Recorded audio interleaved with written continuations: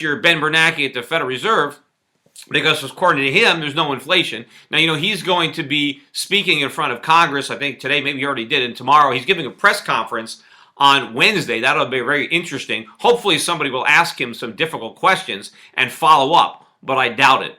Now, I also wanted to touch upon one other subject on this video blog, and that was the story came out today by the IMF, and where the IMF is now saying that China will surpass the U.S. economy to be the world's largest economy by 2016. That's in 5 years. And that's much sooner than the traditional or the conventional wisdom has been by other experts. Now, I wrote an article a couple years ago in which I argued that before the end of this decade, China would overtake the U.S. as the world's largest economy. And now the IMF is pretty much coming to that same conclusion, and for the same reason.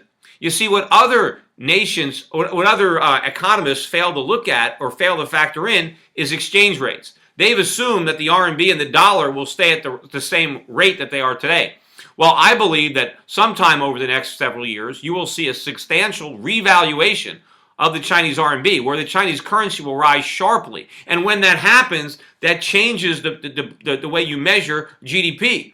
If the Chinese currency doubles in value against the dollar, then China's GDP doubles against the U.S. GDP. So when you factor in likely exchange rate appreciation, the IMF may well be correct in that China surpasses the U.S. even by 2016, which is even quicker than I thought. I thought, by the end of the decade, but certainly 2016 would meet that time frame. But one thing that I disagreed with, and you can read this article on the internet from the IMF, is one of the reasons that the IMF seems to be attributing to China's success is that America has a more free market economy and China has a more controlled command economy, and because Chinese bureaucrats are making all the right decisions, that they're engineering a stronger economy, and since America, we have free trade and laissez-faire capitalism, that's why we're falling behind. Now, this is pure propaganda. I mean, I've said this many times, that America gives capitalism a bad name, and China gives communism a good name,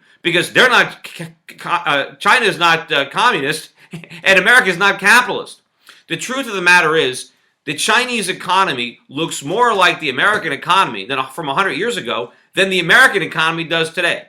Yes, China is not a democracy. They can't vote. There's certain political freedoms that they don't enjoy. But from an economic perspective, there is less interference and less control in the Chinese economy than there is in the American economy. We don't have a free market. We have anything but a free market. We have the U.S. government distorting every decision that we make.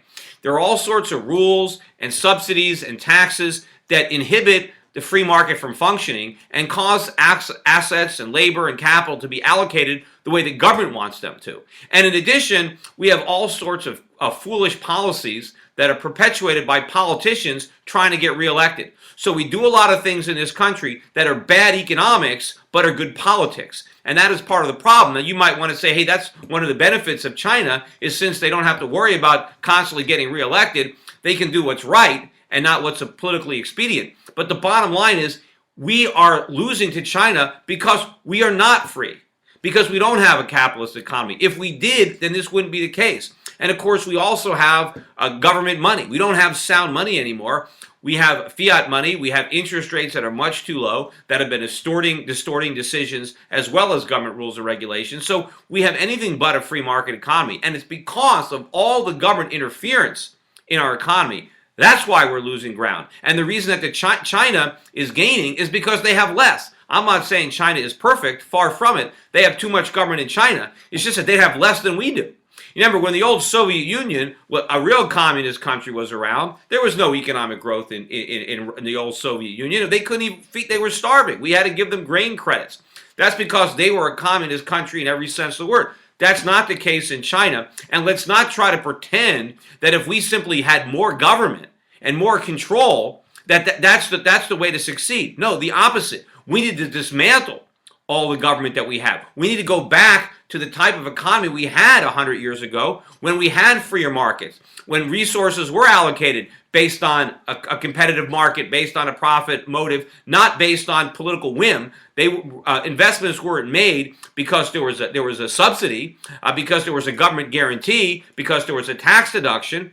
and Americans were involved in productive employment. We weren't this phony service sector economy where everybody simply borrowed and spent money. We saved money because we had sound money, because we didn't have a tax code that punished people for spending, and we didn't have this gigantic social welfare state. Remember, we didn't have Social Security, we didn't have Medicare, Medicaid, and all these government programs that we think are so great. China doesn't have any of these programs, and that's why China is succeeding. It's not because they have too much government, but because they have less than the United States. Anyway, that's it for today. I'm going to be talking about this tonight on CNN, so maybe you get a chance on the Elliot Spitzer show. If you see this in time, you can watch that on CNN. Anyway, take care now, everybody. Bye-bye.